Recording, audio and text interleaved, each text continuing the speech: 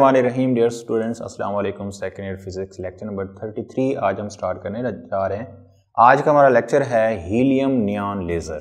Laser की एक type आज हम डिस्कस करने जा रहे हैं। पिछले टॉपिक में हमने ये देखा था कि लेज़र एक्शन के लिए क्या चीज़ें ज़रूरी हैं। लेज़र एक्शन के लिए आपको पॉपुलेशन इन्वर्जन करानी होगी और उसके बाद स्टिमुलेटेड इमिशन करानी है। तो आज हम एक किस्म पढ़ने जा रहे हैं लेज़र की, helium neon laser. Helium neon laser जैसा कि नाम से वाज़ेह है, इसमें दो गैसेस का मिक्सचर होगा, हीलियम प्लस नियॉन। इसमें जो एक्टिव गैस है वो नियॉन है, मतलब जो लेज़र एक्शन के लिए इस्तेमाल होगी वो नियॉन गैस होगी। और हीलियम जो है ये सपोर्टिव गैस है, मतलब किस तरह की सपोर्ट करेगी ये हम देखेंगे इस टॉपिक के अंदर। इतना याद रखें, ऑब्जेक्टिव में पूछा जा सकता है कि हीलियम नियॉन लेज़र में 85% यानी ज़्यादा हिस्सा हीलियम का होता है और सिर्फ 15% जो है वो नियॉन का होता है। 85% हीलियम और 15% जो है वो नियॉन गैस होगी। अब देखना ये है कि हीलियम हमने क्यों मिक्स की नियॉन के साथ। अगर एक्टिव गैस नियॉन है, नियॉन ने ही लेज़र फोटॉन देने हैं, तो फिर हीलियम का क्या काम है। पॉपुलेशन इन्वर्जन कराने के लिए या किसी भी एटम को एक्साइटेड स्टेट में ले जाने के लिए बाहर से कोई पार्टिकल टकराना पड़ता है, ताकि एटम के साथ बाहर से कोई पार्टिकल आए, टकराए और उसे वो एनर्जी मुहैया करे जिससे वो मेटास्टेबल स्टेट में जा सके। तो नियॉन को एक्साइटेड स्टेट में यानी मेटास्टेबल स्टेट में ले जाने के लिए हीलियम काम आएगा। हीलियम आके टकराएगा नियॉन से और नियॉन जो है वो कहाँ चला जाएगा, मेटास्टेबल स्टेट में। क्योंकि ये मेटास्टेबल स्टेट में जाएगा तो पॉपुलेशन इन्वर्जन होगी, पॉपुलेशन इन्वर्जन होगी तो फिर उसके बाद स्टिमुलेटेड इमिशन करा पाएंगे।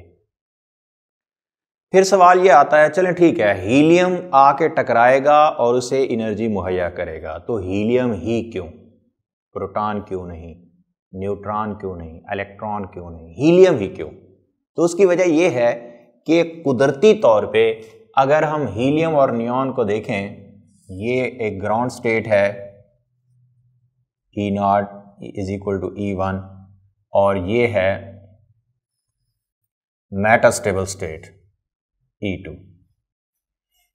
इसी तरह ये दूसरे एटम की E0 या E1 ये ग्राउंड स्टेट है और ये है मेटास्टेबल स्टेट E2।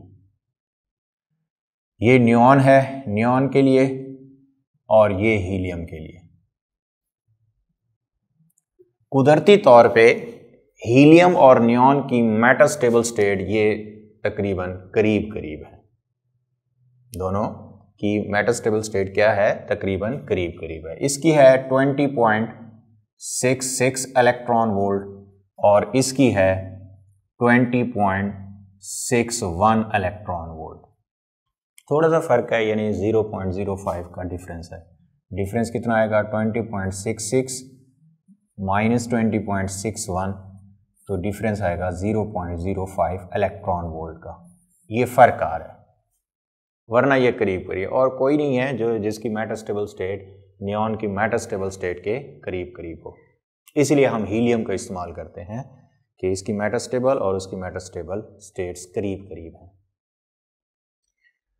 लेकिन फिर भी मसला तो है, मसला ये है कि ये तो 0.05 इलेक्ट्रॉन वोल्ट का फ़र्क आ रहा है कि अगर हीलियम जाके टकराए भी तो ये तो अपनी एनर्जी देगा कितना, 20.61। फिर भी तो वो मेटास्टेबल स्टेट में नहीं जा सकता, क्योंकि उसे मेटास्टेबल स्टेट में जाने के लिए 20.66 इलेक्ट्रॉन वोल्ट चाहिए एनर्जी, जबकि इसके पास कितना है, 20.61 है इलेक्ट्रॉन वोल्ट।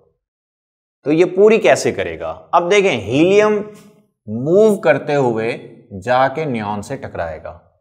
अगर मूव कर रहा है तो इसका मतलब इसके पास एक तो मेटास्टेबल स्टेट वाली एनर्जी है 20.61 प्लस इसके पास काइनेटिक एनर्जी भी है। तो 20.61 इलेक्ट्रॉन वोल्ट मेटास्टेबल स्टेट वाली प्लस अपनी 0.05 electron volt energy kinetic energy add करके टोटल कितनी बना देगा, 20.66 electron volt, which is the metastable state. Of neon. तो ये इतनी एनर्जी जब इसको प्रोवाइड करेगा तो नियॉन कहाँ चला जाएगा, मेटास्टेबल स्टेट में चला जाएगा। तो इस तरह पॉपुलेशन इन्वर्जन हो पाएगी नियॉन के अंदर।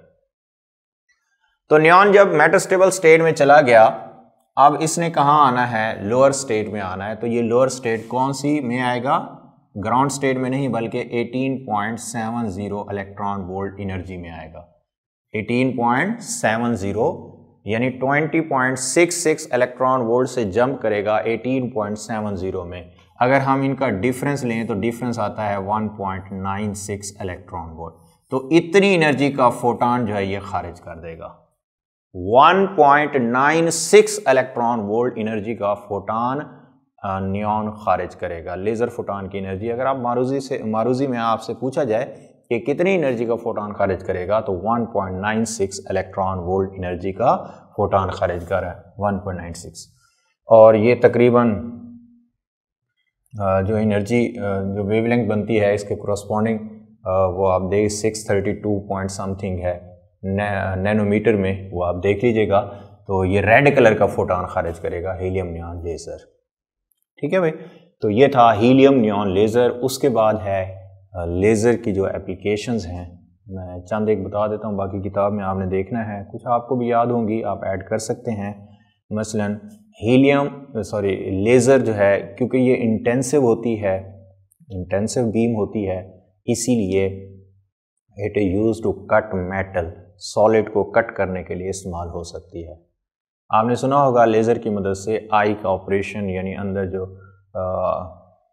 आई ऑपरेशन के लिए इस्तेमाल होती हैं लेज़र, या फिर वेंस के अंदर जो क्लॉट्स बन जाते हैं उसको ख़त्म करने के लिए भी लेज़र का इस्तेमाल किया जाता है। इसी तरह लेज़र, क्योंकि ये यूनी डायरेक्शनल होती है, लेवलिंग के लिए, लेवल करने के लिए भी लेज़र का इस्तेमाल किया जा सकता है। इसके अलावा एक मारूजी में जो आपसे पूछा जाएगा वो है होलोग्राफी। एक था टोमोग्राफी, टोमोग्राफी में एक्सरेज इस्तेमाल होती हैं, और होलोग्राफी क्या होती है, जिसमें 3 डायमेंशनल इमेज बनाए जाते हैं। 3 डायमेंशनल इमेज बनाने के लिए लेज़र का इस्तेमाल किया जाता है, और ये टेक्नोलॉजी कहलाती है होलोग्राफी। तो होलोग्राफी में लेज़र और टोमोग्राफी में एक्सरेज का इस्तेमाल किया जाता है। तो डियर स्टूडेंट, ये था आज का हमारा लेक्चर, चैप्टर नंबर 20 एंड हुआ। आज के लिए इतना ही। थैंक यू, हाफिज़।